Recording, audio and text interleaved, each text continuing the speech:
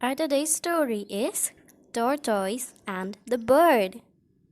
Once upon a time, a tortoise was resting under a tree on which a bird had built a nest.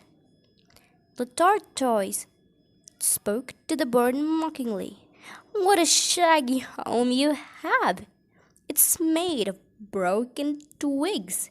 It has no roof and looks crude. What's worse is that you had built it yourself." "I think my house, which is my shell, is much better than your pathetic nest." "Yes, it is made up of broken sticks, looks shabby, and it's open to the elements of nature. It's crude, but I built it and I like it.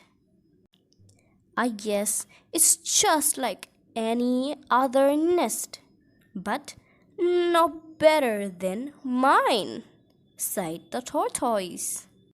"You must be jealous of my shell, though." "On the contrary," the bird replied, "my home has space for my family and friends. Your shell cannot accommodate anyone other than you. Maybe you have a better house, but I have a better home," said the bird happily. So, the moral lesson we learn from this story is better a crowded hut than a lonely mansion.